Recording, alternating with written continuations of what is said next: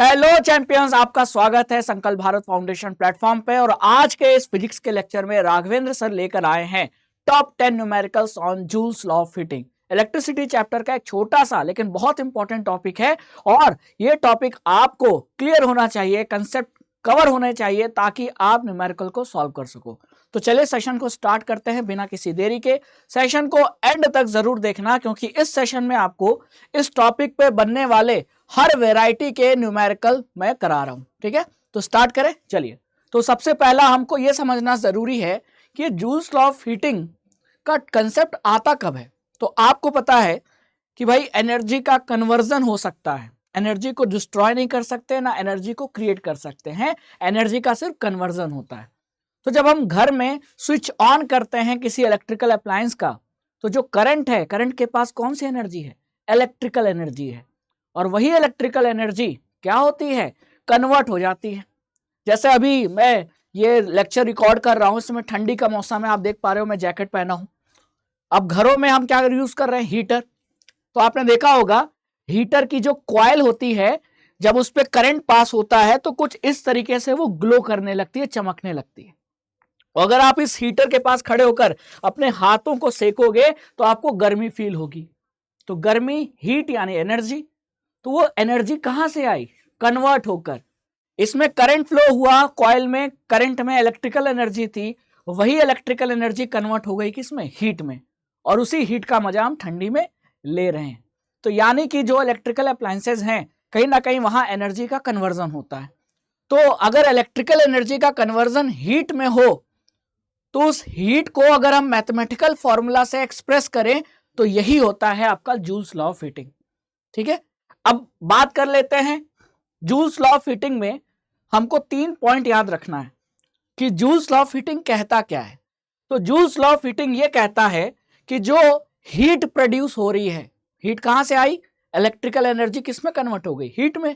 अब वो जो हीट प्रोड्यूस हो रही है, जब किसी वायर में, कॉइल में करंट फ्लो हो रहा है, तो वो हीट 3 पैरामीटर पे डिपेंड करती है। ठीक है, तो पहला पैरामीटर क्या है कि heat produced in A register, in A coil, in a wire, जो हीट प्रोड्यूस हो रहा है वो करंट के स्क्वायर के डायरेक्टली प्रोपोर्शनल होता है। यानी कि मैं लिख सकता हूं heat produce is directly proportional to I square. ठीक है, क्लियर? तो करंट के स्क्वायर पे डायरेक्टली प्रोपोर्शनल होता है। फिर नेक्स्ट पॉइंट क्या कह रहा है? जो हीट प्रोड्यूस होता है वो रेजिस्टेंस के क्या होता है?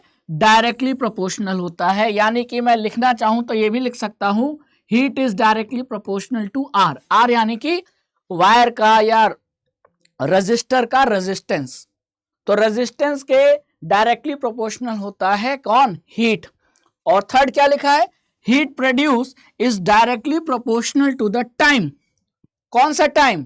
जितने समय तक उस रेजिस्टर में क्या फ्लो होगा? करंट। तो जब तक करंट फ्लो होगा तब तक हीट प्रोड्यूस होगी और तब तक आपको हीट निकालना है। तो वो जो हीट प्रोड्यूस होगी वो टाइम के क्या होगी? Directly proportional. तो यहां मैं ये भी लिख सकता हूं कि heat produce is directly proportional to time. Clear? तो ये 3 फैक्टर हैं जो आपको ध्यान में रखना है कि जो हीट प्रोड्यूस होता है। अब इस पे ऑब्जेक्टिव क्वेश्चन भी बन सकता है कि चूज द इनकरेक्ट स्टेटमेंट। तो करेक्ट स्टेटमेंट आपको पता चल गया तो इनकरेक्ट स्टेटमेंट आप सेलेक्ट कर लोगे। हाँ, तो ये सब्जेक्टिव क्वेश्चन के लिए, ऑब्जेक्टिव क्वेश्चन के लिए बहुत इंपॉर्टेंट ये एरिया है, यहां से क्वेश्चन बन सकता है। तो मैं इसे इंपॉर्टेंट टिक कर देता हूं। ठीक है, तो ध्यान में आपको ये 3 चीजें रखनी है कि जूल्स लॉ ऑफ हीटिंग में जो हीट प्रोड्यूस होता है वो 3 फैक्टर्स पे डिपेंड करता है, करंट पे, रेजिस्टेंस पे और टाइम पे। करंट के स्क्वायर के डायरेक्टली प्रोपोर्शनल होता है, रेजिस्टेंस के डायरेक्टली प्रोपोर्शनल होता है और टाइम के डायरेक्टली प्रोपोर्शनल होता है। ठीक है, अगर हम तीनों को मिला दें, कंबाइन कर दें, तो क्या बनेगा? आप ही बनाइए। क्या बनेगा?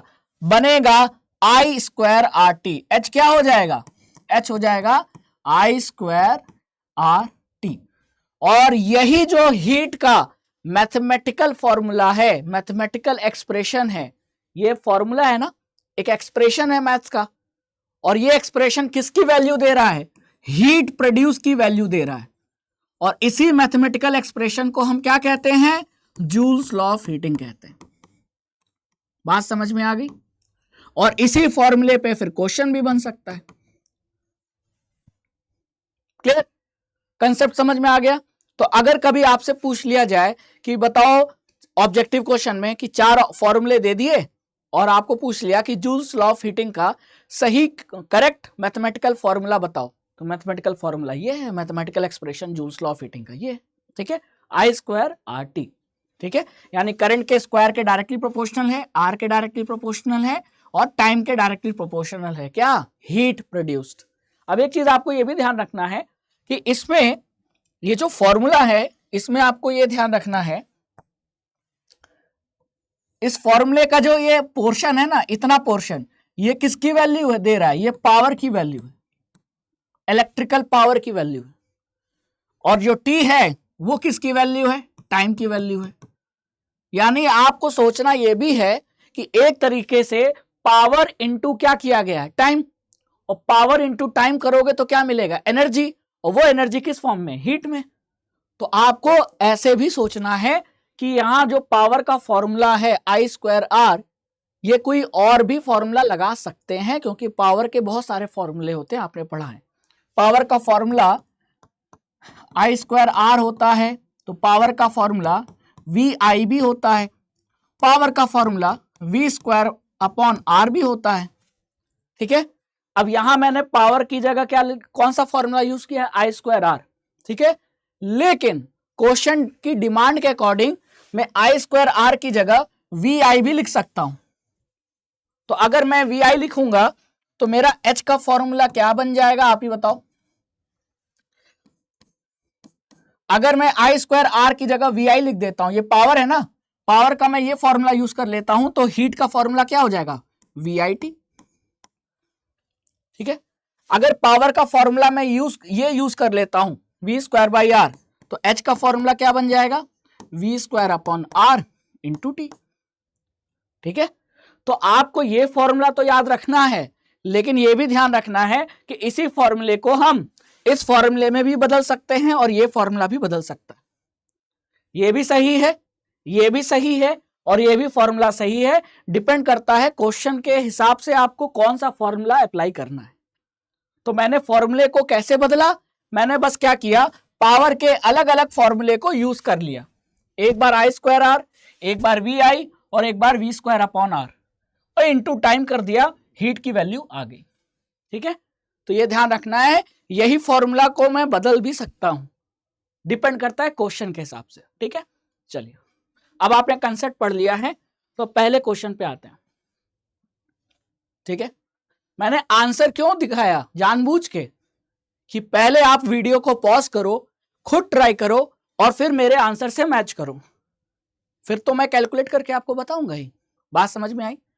तो आप पहले कैलकुलेट कीजिए वीडियो को पॉज करके, आगे आंसर आप इस आंसर से मैच कीजिए। अगर आपका ये आंसर आ रहा है तो सही है, नहीं आ रहा है तो गलत है। ठीक है, अगर गलत है तो मैं सोल्यूशन दिखा देता हूं इसका सही आंसर कैसे आएगा। चलो, अब आपको यहां थोड़ा ध्यान रखना है, क्वेश्चन में गिवन क्या है? Compute the heat generated. आपसे क्या पूछा है? जो हीट प्रोड्यूस हुई है, जनरेट हुई है, वो कैलकुलेट करो, कंप्यूट करो। व्हाइल ट्रांसफरिंग, अगर 96,000 कूलम चार्ज को अगर हम ट्रांसफर करें 1 आवर में, कितने पोटेंशियल डिफरेंस का यूज करके? 50 वोल्ट पोटेंशियल डिफरेंस का यूज करके अगर हम इतना चार्ज ट्रांसफर करें तो हीट जो प्रोड्यूस होगी वो कितना होगी? ठीक है, अब हीट का मैंने ये फॉर्मूला तो आपको पढ़ाया है ना, और हीट के 2 फॉर्मूले और पढ़ाए मैंने। क्या पढ़ाया बताओ? क्या पढ़ाया? हीट के 2 फॉर्मूले और पढ़ाए और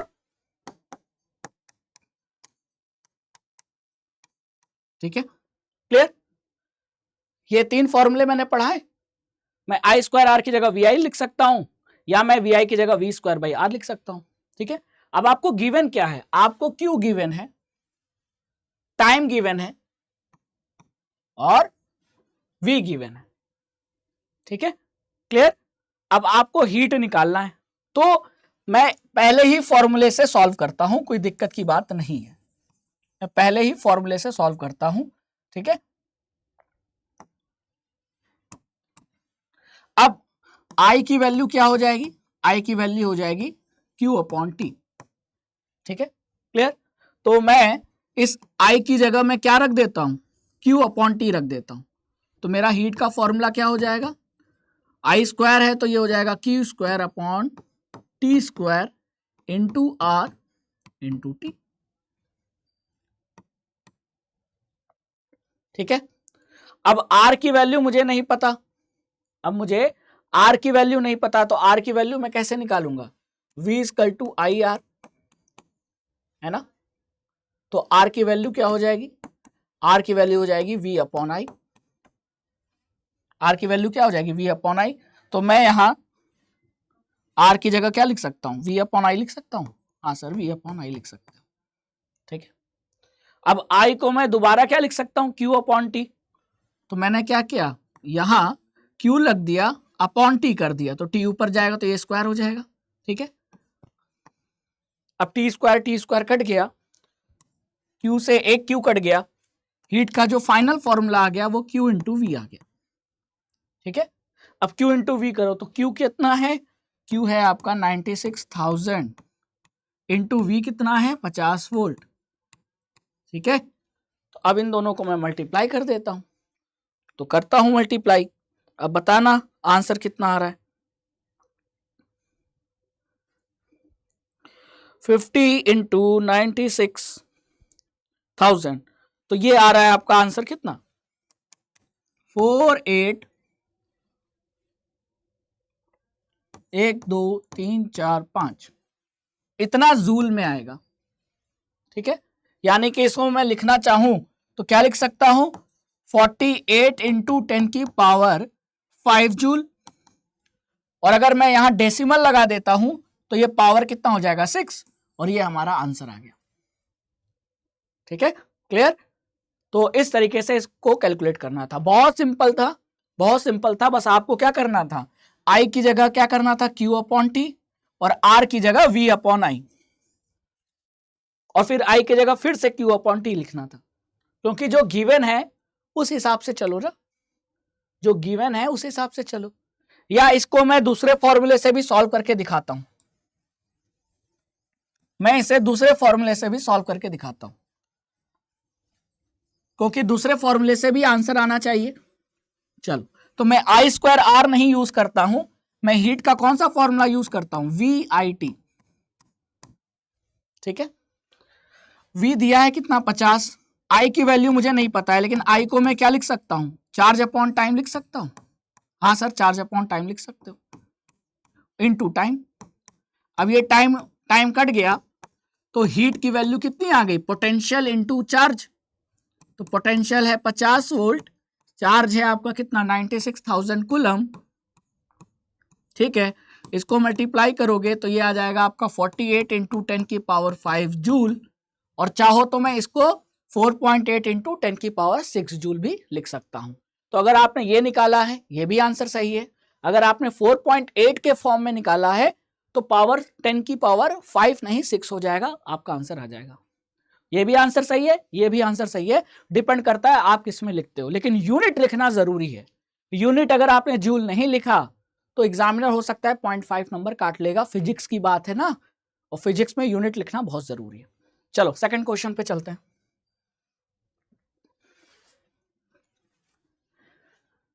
क्वेश्चन 2 आप अटेम्प्ट करो वीडियो को पॉज करके, मैं चाह रहा हूं ना पहले आप सीखो, आप ट्राई करो, मेरा ट्राई करना, मेरा रिवीजन करना जरूरी नहीं है, बोर्ड एग्जाम आपको देना है, आपका बोर्ड एग्जाम अगर अच्छा तभी जाएगा जब आपकी प्रैक्टिस होगी, तो पहले आप ट्राई करो वीडियो पॉज करके। आ गया आंसर, अब आप आंसर अपना मैच करो, सही है कि गलत है, गलत है तो देख लो, सही सोल्यूशन है तो भी देख लो, एग्जाम में आ जाएगा तो कैसे करेंगे। आपको यहां क्या बोला है, कैलकुलेट द हीट डेवलप्ड, अब कहीं ना कहीं जूल्स लॉ ऑफ हीटिंग पर न्यूमेरिकल है तो कहीं ना कहीं हीट पूछेगा, है ना। तो हीट कैसे पूछे, तो पहले लिखो क्या क्या गिवन है, गिवन है आपका टाइम कितना 30 सेकेंड, रेजिस्टेंस यानी आर की वैल्यू दी है 20 ओम, करंट की वैल्यू दी है 5 एम्पियर, ठीक है।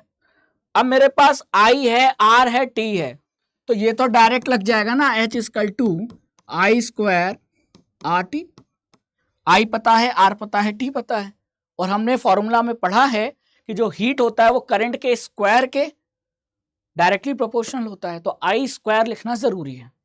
तो यहाँ I कितना था 5, तो ये हो जाएगा 5 एम्पियर का स्क्वायर इंटू रेजिस्टेंस की वैल्यू कितनी है 20 ओम, इंटू टाइम कितना है 30 सेकेंड, ठीक है। ये हो जाएगा 25 इंटू 20 इंटू 30, और आंसर किस में आएगा, जूल में आएगा।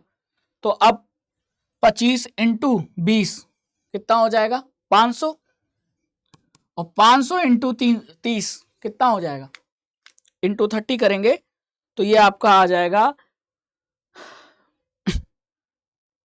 15,000, है ना, क्लियर। 25 इंटू 20 इंटू 30 15,000, ठीक है। ये कितना आ जाएगा 15,000 जूल। ये भी आंसर सही है, और चाहो तो इसको 15 इंटू 10 की पावर 3 लिख दो, ये भी आंसर सही है। और अगर यहां डेसिमल लगाते हो तो डेसिमल लगाओगे तो पावर बढ़ जाएगी, तो चाहो तो इसको 1.5 इंटू 10 की पावर 4 जूल लिख दो, तो ये भी आंसर सही है, ये भी सही है, ये भी सही है।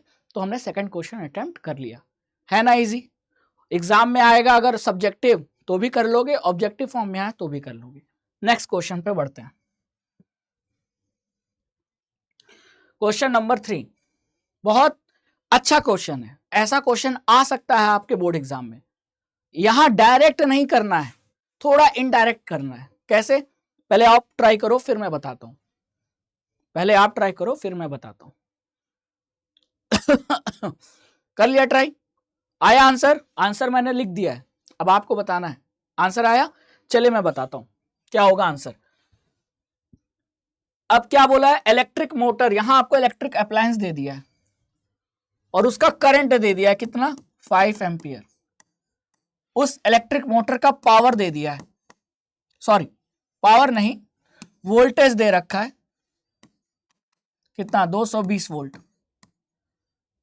और आपको पूछा है कि determine the energy in joule consumed by motor in 2 hour. Time दे रखा है कि 2 घंटे में इलेक्ट्रिक मोटर कितना एनर्जी कंज्यूम करेगी, जूल में बताना है ना, कितना एनर्जी कंज्यूम करेगी। तो आप ये बताओ, मैंने आपको पढ़ाया था ना कि H इक्वल टू क्या होता है आई स्क्वायर आर टी। हाँ सर आपने पढ़ाया था, और ये भी बताया था कि ये आई स्क्वायर आर क्या है, ये तो पावर है, ये तो पावर है, और पावर को टाइम से मल्टीप्लाई करेंगे तो एनर्जी यानी हीट के फॉर्म में एनर्जी आ जाएगी। पावर इंटू टाइम क्या होता है, एनर्जी होता है। अब आपको आई स्क्वायर आर, आई की वैल्यू नहीं पता है ना आर की वैल्यू पता है, तो फिर मैं ये कहां से लाऊंगा। तो मेरे पास एक आइडिया है, मुझे पता है अगर आई स्क्वायर आर पावर है तो पावर का एक फॉर्मूला और होता है जिसमें V भी आता है और I भी आता है। वो फॉर्मूला कौन है, वो है पावर इक्वल टू VI। आता है कि नहीं। तो मैं इस फॉर्मूले को यूज ना करके हीट का कौन सा फॉर्मूला यूज करूंगा, अब आप बताओ। तो मैं पावर का कौन सा फॉर्मूला, अगर आई स्क्वायर आर की जगह VI कर दूं तो हीट का फॉर्मूला मेरा बन जाएगा H equal to I square R की जगह VI, क्योंकि ये पावर होता है ना, और ये T। तो मैंने इसीलिए बताया था आपको, मैंने इसीलिए बताया था कि पावर के अगर अलग अलग फॉर्मूले को यूज करेंगे तो हीट का अलग अलग फॉर्मूला मिलेगा। तो अभी जो मैं क्वेश्चन बता रहा था उसमें मैं ये फॉर्मूला यूज करके ये वाला फॉर्मूला यूज कर रहा हूं, H इक्वल टू VIT। तो मैंने क्या बोला, क्वेश्चन के डिमांड पर हमको सेलेक्ट करना होगा, हमको डिसाइड करना होगा कि हम कौन सा फॉर्मूला यूज करते हैं, ठीक है। तो VIT, चलो आगे चलते हैं। अब मुझे V पता है कितना, वोल्टेज पता है 220, I की वैल्यू पता है कितना 5 एम्पियर, इनटू टाइम, टाइम का पता है 2 आवर, तो यहां 2 रखेंगे तो हो जाएगी गलती, क्यों सर? क्योंकि अभी आपने जूल में पूछा था, तो जूल क्या है? SI unit. तो अगर आप हीट की एसआई यूनिट जूल रख रहे हो तो बाकी सारे क्वांटिटी की भी तो एसआई यूनिट रखनी होगी। तो पोटेंशियल की एसआई यूनिट वोल्ट, करंट की एम्पियर और टाइम की सेकंड होती है। और यहां टाइम आवर में दिया है तो आपको आवर को सेकंड में बदलना पड़ेगा, यानी 2 × 60 × 60 करना पड़ेगा। और यही गलती हो जाती आपसे बोर्ड एग्जाम में अगर आप इन न्यूमेरिकल्स को सॉल्व नहीं करोगे। छोटी छोटी गलतियां होती हैं, आप सीधे 2 की वैल्यू रख देते और आंसर निकालते, लेकिन गलत हो जाता। क्योंकि बाकी न्यूमेरिकल्स में देखो यहां क्या दिया है? टाइम सेकंड में दिया है और तभी हमने उसको सेकंड में रख दिया ऐसे एज इट, है ना। तो टाइम को सेकंड में रखना है। मिनट या आवर में दिया हो तो मिनट और आवर को सेकंड में बदलना पड़ेगा। तो मेरे इस वाले फॉर्मूले में मैंने टाइम को बदल दिया। अब इसको मल्टीप्लाई करो, सॉल्व कर लो, कितना आंसर आएगा? सॉल्व कर लेता हूं। 220 × 5 × 2 × 60 × 60, यह आ जाएगा आपका कितना? 7920,000 जूल। यानी इसे मैं चाहूं तो क्या लिख सकता हूं? 792 × 10⁴ जूल। और अगर मैं 2 डेसिमल के बाद यहां लगा देता हूं डेसिमल, तो ये हो जाएगा 7.92 × 10⁶ जूल। तो ये भी आंसर सही है, ये भी आंसर सही है। अब आपका कैलकुलेशन सही कहता है क्या? आपका आंसर सही आया है क्या? अब आप डिसाइड करो, ठीक है। तो ये क्वेश्चन मैंने इसीलिए जानबूझ के दिया ताकि आप ये समझ लो कि हीट का ये फॉर्मूला यूज करना है कि कोई दूसरा यूज करना है। तो डिपेंड करता है क्वेश्चन में क्या दिया है, क्वेश्चन के हिसाब से हमको चलना पड़ेगा, है ना। हमारे हिसाब से क्वेश्चन नहीं चलेगा। एग्जामिनर तो क्वेश्चन बना के दे देगा आपको, क्वेश्चन के हिसाब से आपको फॉर्मूला डिसाइड करना है। क्लियर? समझ में आ गया? और एक बार आपने करेक्ट फॉर्मूला रख दिया तो काम आसान हो जाता है, आंसर सही आएगा। बस यहां ध्यान रखना था कि 2 आवर को सेकंड में रखना है। आवर की बात कहां आएगी? जब आपको कमर्शियल यूनिट ऑफ एनर्जी, जब बिजली बिल निकालना होगा, तब वहां टाइम को आवर में रखना है। ध्यान रखना, क्योंकि वहां हम किलोवाट आवर में कैलकुलेट करते हैं, तो वहां जो टाइम होता है वो आवर में होता है। तो बिजली बिल कैलकुलेट करते समय टाइम आवर में होगा, बाकी जगह सेकंड में होगा, ठीक है। अगला क्वेश्चन क्या कहता है? वीडियो को पॉज करके ट्राई करो और आंसर बताओ। आगे आंसर, अगर आपने वीडियो पॉज करके सॉल्व किया होगा और अगर आपका आंसर 20 जूल आता है तो सही है, और अगर नहीं आ रहा है तो देखिए इस क्वेश्चन को ध्यान से। क्वेश्चन में क्या बोला है? In an electric circuit 2 resistor of 2 ohm and 4 ohm respectively are connected in series. 2 resistor है, अब इसका डायग्राम बनाना जरूरी है। 2 रेजिस्टर हैं और ये एक बैटरी के साथ, तो बैटरी तो बहुत सारे सेल से बन के मिलती है, ठीक है। ये हो गया बैटरी, और बैटरी से ये 2 रेजिस्टर, एक 2 ओम का और एक 4 ओम का क्या है? सीरीज में कनेक्टेड है, तो इस सीरीज कनेक्शन हो गया। बैटरी का पोटेंशियल कितना दिया है? 6 वोल्ट। अब आपको ये पूछा है heat dissipated by 4 ohm resistor, यानी जब ये करंट इस 4 ओम के रेजिस्टर से पास होगा तो करंट में जो इलेक्ट्रिकल एनर्जी है वो किस में बदल जाएगी? हीट में। तो आपको ये बताना है कि 5 सेकंड में ये 4 ओम का रेजिस्टर जो है वो कितनी हीट पैदा करेगा। आपका सारा फोकस ये है कि 4 ओम का रेजिस्टर जो हीट प्रोड्यूस कर रहा है उसको आप कैलकुलेट करें। अब कैसे कैलकुलेट करेंगे? अब आपने क्या सीखा है? आपने ये सीखा है कि H = क्या होता है? I² RT।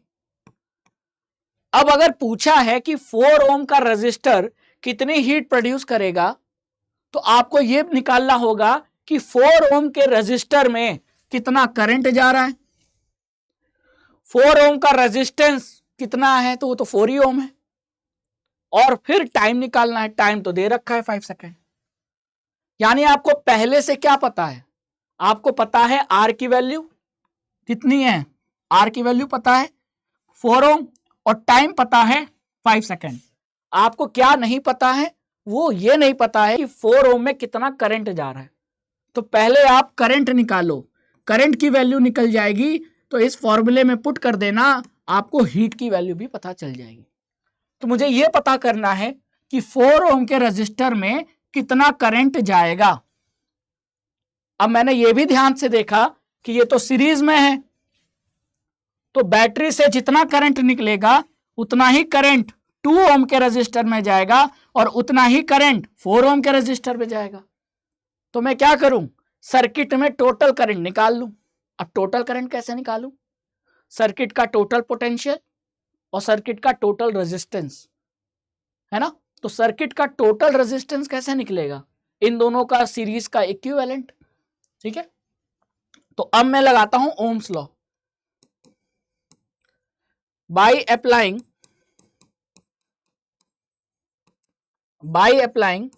ओम्स लॉ, अगर मैं ओम्स लॉ लगाता हूं तो इन दोनों का जो इक्विवेलेंट है, आर इक्विवेलेंट, वो कितना आ जाएगा, 2 ओम प्लस 4 ओम। ये आ जाएगा कितना, 6 ओम। ठीक है, अब अगर नया सर्किट डायग्राम बनाऊं तो मैं वो 4-2 की जगह अगर 1 ओम मतलब 6 ओम का एक रजिस्टर लगा सकता हूं। हाँ सर लगा सकते हैं। और ये हो गई 6 वोल्ट की बैटरी। अब आपको V पता है, R पता है, तो I की वैल्यू कितनी आ जाएगी, I equal to V upon R। V कितना है 6, R की वैल्यू कितनी है 6 ओम, तो करंट कितना आ गया 1 एम्पियर। ठीक है, करंट कितना आ गया 1 एम्पियर। अब एक बात ध्यान से सोचो, अगर बैटरी से 1 एम्पियर का करंट निकला है तो 2 ओम में भी कितना जाएगा, 1 एम्पियर का करंट जाएगा, और फिर यही 1 एम्पियर का करंट किस में जाएगा, 4 ओम के रजिस्टर में जाएगा। तो आपने जो सर्किट का टोटल करंट निकाला उतना ही करंट 4 ओम के रजिस्टर में एंटर करेगा। तो आपको यह पता चल गया कि 4 ओम के रजिस्टर में करंट कितना जा रहा है, कितना है 1 एम्पियर। आर की वैल्यू पता है 4 ओम। अब इस बार आर ये नहीं लेंगे, क्यों, क्योंकि पूछा केवल 4 का है। करंट निकालने के लिए हमको आर की वैल्यू क्या लेनी पड़ी, 6, क्योंकि करंट निकालना है टोटल सर्किट में, तो सर्किट का टोटल रेजिस्टेंस रखना पड़ेगा ना, केवल 4 थोड़ी रखेंगे, क्योंकि सर्किट में 2 भी है। तो हमको रेजिस्टेंस, तब करंट निकालने के लिए रेजिस्टेंस 6 चाहिए। समझ में आया, रेजिस्टेंस 6 यूज करना पड़ेगा जब हमको करंट निकालना है। लेकिन जब हमको हीट निकालना है तो हीट केवल 4 ओम के रजिस्टर में निकालना है। तो 4 ओम के रजिस्टर में हीट निकालने के लिए मुझे करंट आर और टी चाहिए। करंट की वैल्यू पता चल गई 1 एम्पियर, आर की वैल्यू पता है 4 ओम, और टाइम पता है क्या 5 सेकेंड। लगा दो फॉर्मूला, तो ये हो जाएगा आपका फॉर्मूला H इक्वल टू आई कितना है 1 एम्पियर का स्क्वायर इंटू आर कितना है 4 ओम इंटू टाइम कितना है 5 सेकेंड। ठीक है, ये हो जाएगा आपका 1 का स्क्वायर 1 और ये हो जाएगा 20, तो ये आंसर आ जाएगा 20 जूल। ठीक है, बस यहां गलती क्या होती है, गलती ये होती है कि जब करंट निकालने के लिए आपने टोटल रेजिस्टेंस 6 ओम रखा लेकिन हीट केवल 4 ओम का पूछा था, तो वहां कई बार आर की वैल्यू लोग 6 रख देंगे और गलत हो जाएगा, तब आपको 6 नहीं रखना है। ठीक है, अच्छा अगर यही पूछ लेता कि बताओ 2 ओम के रेजिस्टर में कितना हीट डेवलप हुआ, तो 2 ओम के लिए H का फॉर्मूला लगाओ, तो ये हो जाएगा I स्क्वायर आर टी। 2 ओम में कितना करंट जा रहा है 1 एम्पियर, तो यहां भी I की वैल्यू कितनी होगी 1, R की वैल्यू तो केवल 2 ओम रखेंगे, और टाइम कितना हो जाएगा 5 सेकेंड। 6 ओम रेजिस्टेंस ये तभी निकालना है हमको जब हमको करंट निकालना है। करंट निकालने के लिए हमको ये इक्विवेलेंट यूज करना पड़ा, लेकिन हीट तो जिसका पूछा है उसी का आर रखेंगे, किसी और का आर नहीं रखेंगे। ठीक है, चल सेम क्वेश्चन है, बस हल्का सा डिफरेंस है। पिछले क्वेश्चन में दोनों रजिस्टर सीरीज में कनेक्टेड थे, इस बार दोनों रजिस्टर किस में कनेक्टेड हैं, पैरेलली कनेक्टेड हैं। तो आपको पूछा है कि 4 ओम के रजिस्टर में हीट कितना डेवलप होगा 5 सेकंड में। सारा डाटा वही है, बस सीरीज की जगह पैरेलल कर दिया। तो पहले डायग्राम बनाओ, डायग्राम बनाया, तो वीडियो को पॉज करके पहले आप खुद कैलकुलेट करो। अगर आपका आंसर 45 जूल आ रहा है तो सही है, लेकिन कैसे निकलेगा आइए देखते हैं। पहले क्या करना है, सर्किट डायग्राम बनाना। तो सर्किट डायग्राम ये कहता है कि दो रजिस्टर को पैरेलली जोड़ना है, 2 ओम 4 ओम, ठीक है, और इसको मैंने बैटरी से जोड़ दिया, ठीक है, क्लियर। बैटरी का पोटेंशियल कितना था, 6 वोल्ट। अब मुझे निकालना है कि ये जो 4 ओम का रजिस्टर है ये कितनी हीट पैदा करेगा, है ना, यही तो निकालना है। अब ये बताओ, अगर ये पैरेलल में है तो पैरेलल में क्या सेम होता है, पोटेंशियल सेम होता है। सीरीज में तो करंट सेम होता है, तो मैंने H=I² RT वाला फॉर्मूला यूज किया।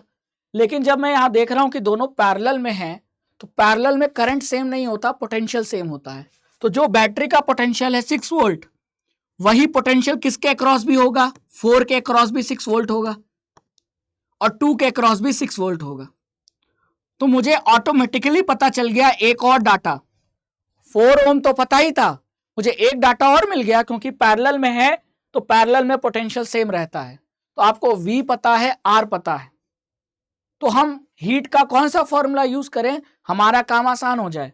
तो हीट जो कि 4 ओम के रजिस्टर में जो डेवलप होगा, तो मैं कौन सा फॉर्मूला यूज करूं, मैं अगर ये फॉर्मूला यूज कर लेता हूं H=V²/RT, तो मेरा काम आसान हो जाएगा। क्यों, R पता है 4 ओम, V पता चल गया 6 वोल्ट, टाइम दिया है 5 सेकेंड, तो मेरा काम आसान हो जाएगा। और अगर मैं ये फॉर्मूला यूज करूंगा तो मेरा ना हेडेक बढ़ जाएगा। क्यों, मुझे एक स्टेप और निकालना पड़ेगा। क्या, आपको V पता चल गया, आपको R पता है, तो पहले आप I निकालोगे। कौन सा I, वो करंट जो कि 4 ओम के रजिस्टर में जा रहा है। तो कैसे निकालोगे, I=V/R। V कितना है 6, R की वैल्यू कितनी है 4, तो पहले आपने I निकाला 3/2, फिर I का square into R4 into time करते, तो आपको एक स्टेप और बढ़ गया कि करंट निकालना पड़ा अगर आप ये फॉर्मूला यूज करोगे। लेकिन अगर आप ऊपर वाला फॉर्मूला यूज करोगे तो आपको स्टेप नहीं बढ़ा, क्योंकि आपको सीधे सीधे दिख गया कि पैरेलल में पोटेंशियल सेम होता है। तो जो बैटरी का पोटेंशियल है वही पोटेंशियल 4 ओम के अक्रॉस है। तो V की वैल्यू पता चल गई, R की वैल्यू दिया ही है, टाइम दिया ही है ना, तो बस सीधे फॉर्मूले में रख देना है। तो रखो फॉर्मूले में, तो मैं ये फॉर्मूला यूज करता हूं। तो 4 ओम में हीट कितना डेवलप होगा, 4 ओम के रजिस्टर में हीट कितना प्रोड्यूस होगा, ये निकालूंगा मैं इस फॉर्मूले से। V² यानी 6 वोल्ट का स्क्वायर अपॉन R कौन सा रखूं, 4 ओम का पूछा है तो 4 ओम इंटू टाइम, टाइम कितना है 5 सेकेंड, तो ये हो जाएगा आपका 6×36 अपॉन 4 इंटू 5, 4×9=36 और 5×9=45, हीट की वैल्यू आ गई 45 जूल। क्लियर, समझ में आया। चाहते तो आप इस फॉर्मूले से भी कर सकते थे, कैसे करते मैं करके दिखा देता हूं। I², तो I कितना हमने निकाला था, इस ब्रांच में 4 ओम के रजिस्टर में करंट कितना जा रहा है, तो करंट = V/R, V/R मतलब 6/4 मतलब 3/2, तो 3/2 करंट हो गया। अब इसका स्क्वायर कर दो into R 4 ohm into time 5 कर दो, तो 3/2 का स्क्वायर, तो ये हो जाएगा 9/4 इंटू 4 इंटू 5, 4 से 4 कैंसिल हो गया, 5×9=45 आ गया। तो इस फॉर्मूले से भी सॉल्व कर सकते थे, लेकिन एक स्टेप और बढ़ जाता, आपको करंट निकालना पड़ता। ठीक है, तो आपको मैंने दोनों स्टेप से निकाल के बता दिया। नेक्स्ट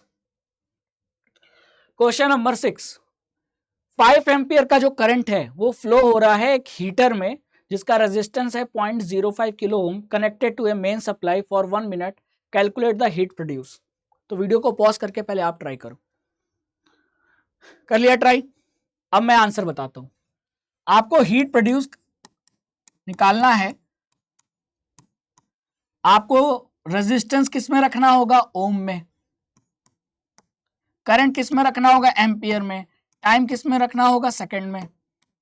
तो पहले आर कितना दिया है, 0.05 किलो ओम, 0.05 किलो ओम। अब इसे मैं ओम में बदलूंगा तो 0.05 इंटू 10⁻³ ओम हो जाएगा। किलो को मैं ओम में बदलूंगा तो किलो का मतलब 1000, तो 10⁻³, तो 2 पावर तो ये खा गया, तो ये ओम आ गया कितना, 50 ओम। टाइम मिनट में दिया था, 1 मिनट को मैं सेकंड में बदलूं तो 60 सेकंड। ठीक है, अब मैं लगा सकता हूं क्या, I² RT। क्लियर। करंट आपका एम्पियर में दिया ही था तो इसको बदलने की जरूरत नहीं, तो लगाओ फॉर्मूला, H = I²। I कितना है, 5 एम्पियर, तो 5 का स्क्वायर इंटू आर, आर कितना है 50 ओम, इंटू टाइम कितना है 60 सेकेंड। तो ये हो जाएगा 25 इंटू 50 इंटू 60 जूल, जूल में आएगा आपका आंसर। अब 25 इंटू 50 125, 125 इंटू 6 करोगे, फिर बाद में 0 कर दो, तो ये आ जाएगा 25 इंटू 60 इंटू 50, 75,000 जूल।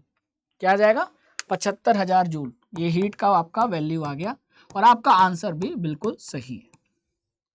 ठीक है, तो ये क्वेश्चन में दम नहीं था, दम यहां था कि छोटी छोटी बातों का ध्यान रखना है।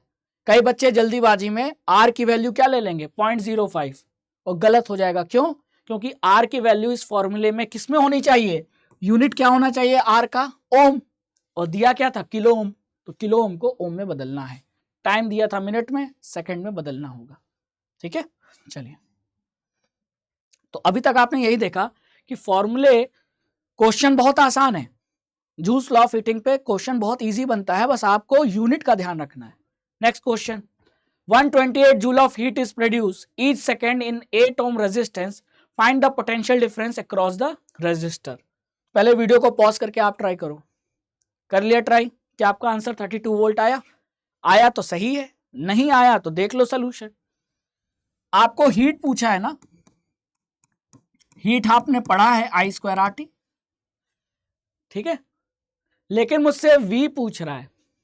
इस बार हीट नहीं पूछा है, इस बार हमसे पोटेंशियल डिफरेंस पूछा है, और आपको हीट दे रखा है 128 जूल। तो मैं हीट का वो फॉर्मूला यूज करूं जिसमें V आता हो, क्योंकि V तो कैलकुलेट करना है। तो वो फॉर्मूला क्या है, अब आपको पढ़ाया था क्या, जिसमें V भी आता हो, R भी आता हो, वो फॉर्मूला ये है कि नहीं। एक तो VIT है, तो वो वाला फॉर्मूला यूज नहीं करूंगा। क्यों, क्योंकि I की वैल्यू कहीं नहीं दे रखी है क्वेश्चन में। क्वेश्चन में R की वैल्यू दे रखी है, क्वेश्चन में हीट की वैल्यू दे रखी है, टाइम दे रखा है, ठीक है, ईच सेकेंड, और मुझसे V पूछा है। तो मुझे ये फॉर्मूला यूज करना इजी लग रहा है, क्योंकि इससे डायरेक्ट आंसर निकल के आ जाएगा। ठीक है, अब मैं फॉर्मूला अप्लाई करता हूं, करूं अप्लाई? हाँ सर, हीट की वैल्यू कितनी है, 128 जूल, V² निकालना है, इंटू टाइम, टाइम कितना है 1 सेकेंड, अपॉन R, R कितना है 8, तो V² क्या हो जाएगा 128 इंटू 8। ठीक है, तो 128 इंटू 8 करेंगे तो कितना आएगा, आप ही बताओ। 128 इंटू 8, 1024, V² आ जाएगा आपका 1024। तो 1024 का अब क्या लेना पड़ेगा, स्क्वायर रूट, क्योंकि ये तो V² की वैल्यू है, मुझे V निकालना है। तो अगर मैं यहां से V निकालूंगा तो 1024, तो ये आ जाएगा आपका 32। तो मेरा आंसर आ गया। क्लियर, समझ में आया कि ये फॉर्मूला हमने क्यों नहीं यूज किया, डिमांड करता है क्वेश्चन में क्या दिया है, उसके हिसाब से चलेंगे। ठीक है, चल अगला क्वेश्चन, क्वेश्चन नंबर 8। एक इलेक्ट्रिक बल्ब है, ठीक है, जो कितना एनर्जी कंज्यूम कर रहा है, 100 जूल, कितने मिनट में, 5 मिनट में। कब, जब करंट I पास हो रहा है फिलामेंट से। तो how much energy will it consume in 10 minute if the current through it's filament is 2I। यानी एक बल्ब है, दो कंडीशन दी गई है, यहां दो कंडीशन दी गई है, कंडीशन को ध्यान से देखो। पहले कंडीशन में बोला गया है कि एक बल्ब है और वो बल्ब क्या कर रहा है, 100 जूल की एनर्जी प्रोड्यूस कर रहा है। कितने में, कितने टाइम में, 5 मिनट में, जब उसमें से कितना करंट पास हो रहा है, आई। अब बोला है कि वही बल्ब अगर हम टाइम को बढ़ा के 10 मिनट कर दें, करंट को बढ़ा के डबल आई से 2i कर दें, तो वो कितनी हीट प्रोड्यूस करेगा। तो पहले यहां निकाल ले वो कितनी हीट प्रोड्यूस कर रहा था पहले केस में। तो यहां H इक्वल टू क्या हो जाएगा, आई स्क्वायर RT। ठीक है, हीट कितना दिया है, 100 हो जाएगा आई स्क्वायर इंटू R इंटू, ठीक है, इंटू टाइम कितना हो जाएगा, 5 इंटू 60, है ना, क्लियर। अब मैं इसको सॉल्व करता हूं तो ये हो जाएगा 100 equal to I square into R into 5 into 60, 5 into 60 कितना होता है, 30।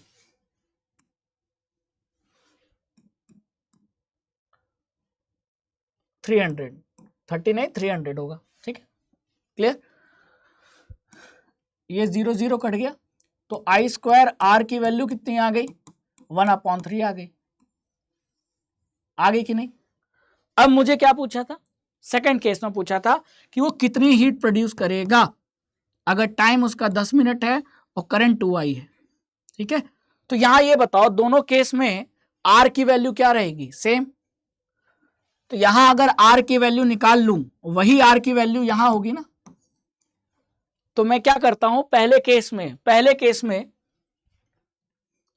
पहले केस के लिए मेरा फॉर्मूला ये आया था, तो यहां मैं R की वैल्यू क्या रख सकता हूं, आप ही बताओ। R की वैल्यू हो जाएगी 1/3i स्क्वायर। ठीक है, ये R की वैल्यू, और यही R की वैल्यू सेकेंड केस में मैं यूज कर सकता हूं। तो H equal to I square, अब I कितना है, 2i, तो 2i का स्क्वायर इंटू R की वैल्यू क्या रहेगी, जो पहले थी वही रहेगी। तो पहले कितना निकाला था हमने,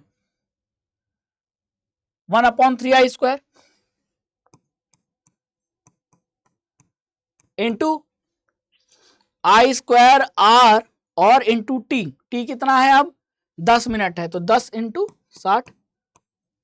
ठीक है, अब इसको आप सॉल्व कीजिए तो ये कितना आएगा, 2i का स्क्वायर मतलब 4i square into 1/3i square into 600।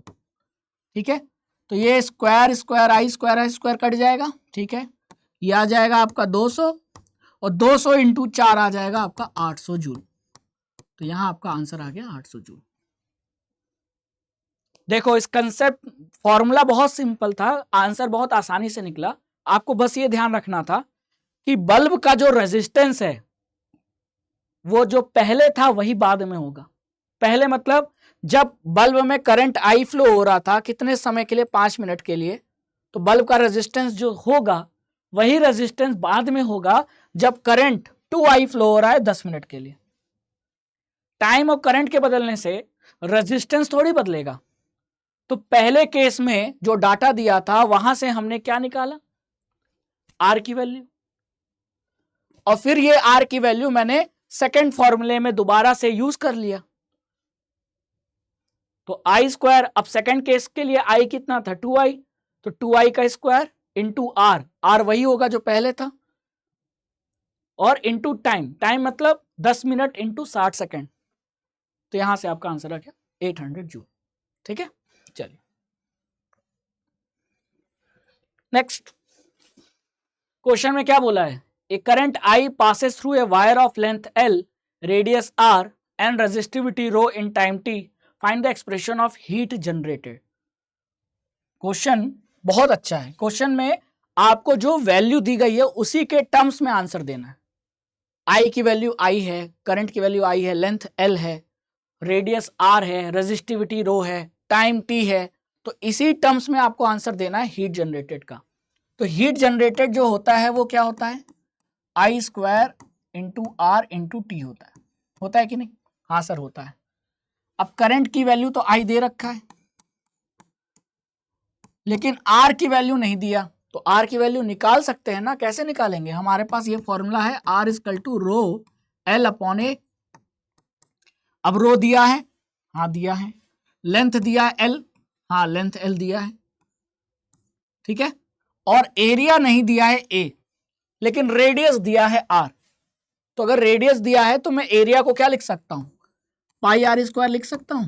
हाँ, तो ये मुझे मिल गया किसकी वैल्यू, रेजिस्टेंस की वैल्यू। अब ये वैल्यू मैं उठाकर यहां पुट कर दूं आर की जगह, तो ये क्या हो जाएगा, rho into L upon pi R square. Put कर दिया, हाँ सर पुट कर दिया आपने, ठीक है, और ये इंटू टाइम हो जाएगा।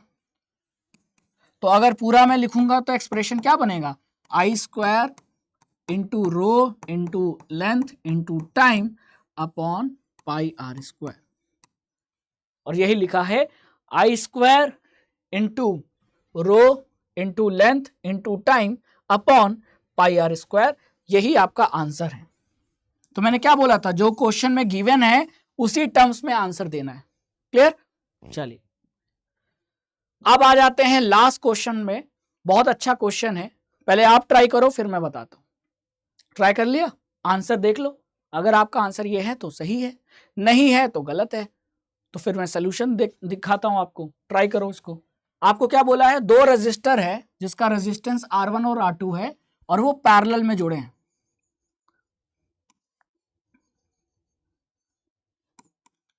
R1 और ये R2 और ये पैरेलल में जुड़े हैं, ठीक है, किसी बैटरी के साथ। तो जो ये हीट प्रोड्यूस कर रहे हैं उनका रेशियो निकालना है।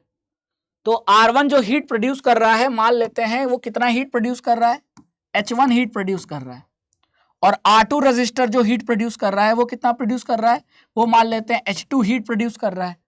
तो ये H1 अपॉन H2 की वैल्यू क्या होगी। तो पहली चीज आपने जैसे ही देखा पैरेलल में कनेक्टेड है, तो जो बैटरी का पोटेंशियल होगा मेरे बच्चा, वही तो इसके क्रॉस भी होगा और वही R1 के क्रॉस भी होगा, है ना। तो यानी दोनों रजिस्टर के लिए पोटेंशियल सेम है। तो मैं हीट का रेशियो निकालना है, तो मैं हीट का कौन सा फॉर्मूला यूज करूं, तो पैरेलल में आपको पता है पोटेंशियल सेम होता है, तो वो वाला फॉर्मूला यूज कीजिए, V square upon R T, ठीक है। अब आप ये देखो, दोनों के लिए, दोनों रजिस्टर के लिए टाइम सेम है, टाइम दोनों रजिस्टर के लिए सेम है, पोटेंशियल भी दोनों रजिस्टर का सेम है। क्यों, क्योंकि दोनों पैरेलल में कनेक्टेड है। तो T भी सेम, V भी सेम, तो H किस पे डिपेंड कर रहा है, दोनों रजिस्टर का जो हीट है वो किस पे डिपेंड कर रहा है। अगर दोनों क्वांटिटी सेम है तो इसका मतलब हीट जो डिपेंड कर रहा है वो रेजिस्टेंस पे डिपेंड कर रहा है, वो भी इनवर्सली, है ना। तो अगर मुझे हीट का रेशियो लेना होगा तो मैं फिर किसका रेशियो लूं, रेजिस्टेंस का जो रेसिप्रोकल होगा रेशियो, वही H1 अपॉन H2 होगा, ठीक है, क्लियर। तो क्योंकि आपको ये लिखना पड़ेगा, सिंस, यहां लिखो, since heat is inversely proportional to resistance, inversely proportional to resistance, so अगर आपको H1 अपॉन H2 करना है तो R का क्या रेशियो होगा, इनवर्सली है ना, अपोजिट। तो अगर H1 ऊपर है तो R2 ऊपर होगा, और H2 नीचे है तो R1 नीचे होगा। तो ये हो जाएगा आपका R2 अपॉन R1। तो हमको यही तो पूछा था कि H1 अपॉन H2 बताइए, तो वो आंसर आ गया R2 अपॉन R1, और यही देखो आंसर भी है, ठीक है, क्लियर, समझ में आ गया। तो यहां मैं इसको सर्कल कर देता हूं, ये आपका आंसर आ गया। तो ध्यान रखना है, पैरेलल में हीट का फॉर्मूला ये यूज कर लो, और जब सीरीज में आएगा तो आई स्क्वायर आर टी यूज कर लो, ठीक है, क्लियर। चलिए, तो इस तरीके से हमने जूल्स लॉ ऑफ हीटिंग पर टॉप 10 न्यूमेरिकल्स जो हर वैरायटी के हैं वो मैंने आपको प्रैक्टिस करा दिया। आई होप कि आपने इस सेशन को पूरा देखा होगा। सेशन को शेयर कीजिए, चैनल को आपने लाइक नहीं किया है तो लाइक कीजिए और सब्सक्राइब कर दीजिए। सेशन को लाइक करने से फायदा ये होता है कि मुझे पता चलेगा कि आपको ये सेशन पसंद आया और ऐसे मोर सेशन में आपके लिए लाता रहूंगा। तो बने रहिए संकल्प भारत फाउंडेशन पे और राघवेंद्र सर के हर लेक्चर को ध्यान से पढ़िए। आपको हर टॉपिक पे लेक्चर मिलेगा, चाहे वो तूफान सीरीज हो या गदर सीरीज हो। आपके बोर्ड एग्जाम के लिए जितना आप सीरियस हो उससे कहीं ज्यादा हम लोग सीरियस हैं। तो कंटेंट की कमी नहीं आएगी। चैनल पे बने रहो, पढ़ते रहो। जय हिंद, जय Bharat. Thank you so much.